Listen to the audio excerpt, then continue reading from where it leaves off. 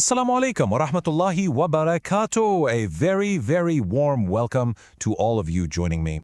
So, here we are on the fourth night of Ramadan. It's that time when everything feels a bit more peaceful, a bit closer to God, right? And tonight, we have a really beautiful and soul-stirring journey ahead of us. All right, let's dive right in. Tonight, we're journeying through the fourth juz of the Qur'an.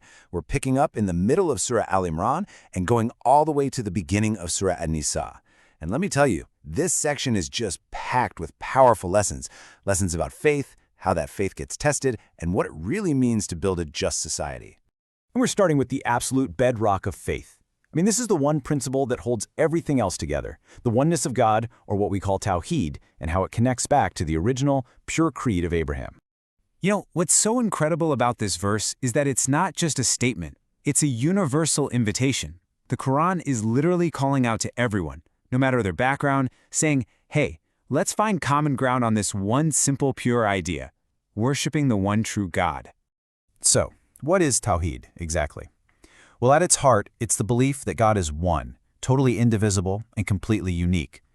It's the foundation that protects a believer's faith from any kind of polytheism or shirk, making sure our worship is aimed only at the Creator.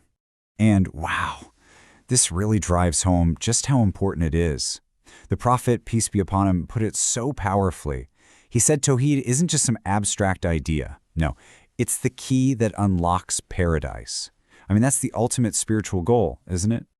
Okay, so you have this fundamental belief, but how is it tested?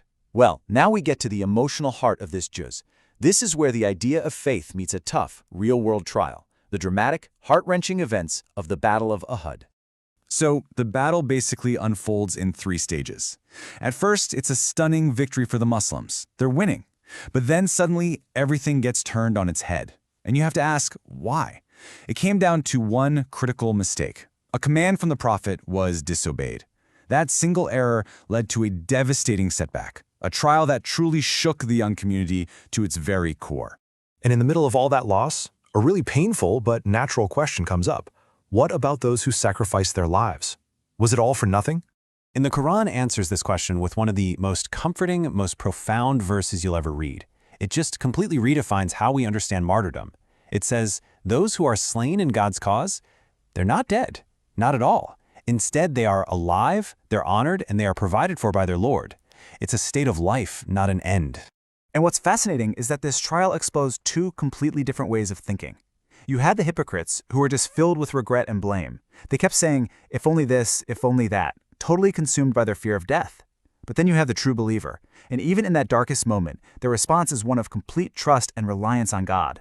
And this right here, this is the believer's response.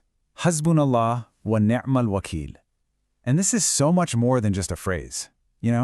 It's like a shield. It's the ultimate declaration of trust. It says, no matter what happens, God is enough for us, and He is the best one to handle our affairs. And that's a lesson that is just as powerful for us today as it was back then. So after faith has been tested like that, what comes next? How does a community like that build a just society? Well, that brings us to the start of the next chapter, Surah An-Nisa, which basically lays out the blueprint for social justice and compassion. And the chapter opens with this, honestly, a revolutionary address to all of humankind. It establishes a principle that would echo for centuries, the idea of a shared origin and the inherent equality of every single human being. Think about that for a second. This whole idea of being created from a single soul, it becomes the bedrock for everything that comes next. It's establishing, right from the start, that at our very core, we are all one family. And building on that foundation of equality, the surah then introduces these truly groundbreaking social laws. We're talking about just inheritance rights for both men and women, commands to protect orphans, clear principles for marriage, and an explicit command to fulfill the rights of women, which elevated their status in a way that was, frankly, completely unheard of at the time. And this is where it all comes full circle.